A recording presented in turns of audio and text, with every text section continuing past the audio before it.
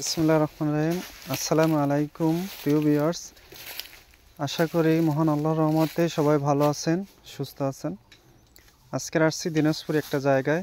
এই জায়গাটা সবাই জিনের বাসস্থান বলে চিনে। এই জায়গাটাতে অনেক সম্পদ আছে, দেখতে পারতেছেন। এই জায়গাটা কোনো মানুষ আসতে পারে না। মানুষ যদি কোনো মাটি কাটা শুরু করে তাহলে সাপ বের হয়। এই জমিটায় জিনের বাড়ি বলে সবাই জানে, আর ভয়ানক জায়গা এটাই, যখন তখন সাপ বের হয়। কিন্তু আমি আসছিলাম আজকে দেখার জন্য যে এখানে সাপ সত্যি বের হয় কিনা, বা সেরকম অলৌকিক কিছু ঘটনা আছে কিনা। সবাই ভয়ানক মনে করে। এই গাছে জিন বসে থাকে, এখানে অনেক সম্পদ দিছে, নেয় এরকম কিছু বিষয়।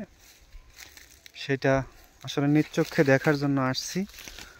আমার এক আঙ্কেলের সাথে, আমার এক বন্ধুর সাথে, আঙ্কেলের মুখেই শুনবো এই সব বিষয়ে, যে আসলে বিষয়টা কি হচ্ছে, আর আসলে এখানে কি এরকম আছে। আসলে আমার জানা মতে আমি যেটা দেখতে পারতেছি যে কিছু সম্পদ আছে জিনের দখলেই, কিন্তু ভয়ানক কোনো পরিকল্পনা আমি দেখতে পারতেছি না। আর এখানে প্রচুর পরিমাণ সাপ আসে বা সাপ হয়। এরা যারা স্থানীয়, ওই আঙ্কেলের মুখ থেকে কিছু কথা শুনবো, আপনারা অবশ্যই শুনবেন। আশা করি সবাই সঙ্গে থাকবেন। আঙ্কেল, এখন বলেন এখানের সম্বন্ধে একটু বলেন, এই জিনেদের সম্বন্ধে কি কি জানেন? এখানকার জিনের নাম হলো, সবাই বলে নিম্বর। নিম্বরের জায়গার নাম হতে পারে, ওই নিম্বর বলেই সব আমরা জানি। আর এই জায়গাটা একজনকে বাইরের জায়গাটা বন্ধক দিয়েছিল, তাই কোদাল পাড়তেছিল। তখন একসাথে 6 জন বাইরে ছিল, আর বাচ্চা বাইরে ছিল প্রায় 50-60 জন। তো ছেলেগুলো খুব দৌড়ায় পালাইছে। দৌড়ায় পালা হয়তো লাস্টে পিঠা হয় না, একদম বাড়ি পর্যন্ত চলে গেছিল। যায় না, তখন এই যাদের জায়গা ওরা তখন মিলো করছে, তখন আবার সাপগুলো ঘুরে যাচ্ছে। তারপরে আরও অনেকজনেই এখান থেকে কোনো সম্পদ কেউ পাইছিল কিনা এরকম? হ্যাঁ, সম্পদ একজনকার জায়গা 2 জন পাইছে। একজন পাইছে, হয়তো কি ওয়াদা করে সম্পদ দিছে ওদেরকে, ওরা ওয়াদা ঠিক রাখতে পারে নাই, সম্পদ ঘুরে আনে দিছে।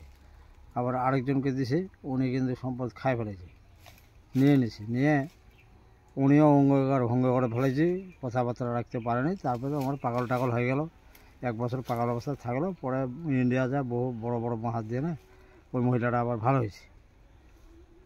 এই অবস্থায় আপাতত, তারপরে আর কাগজ দেয় না কিছু। আপনি অলৌকিক কিছু দেখছেন যে এরকম কিছু এখানে?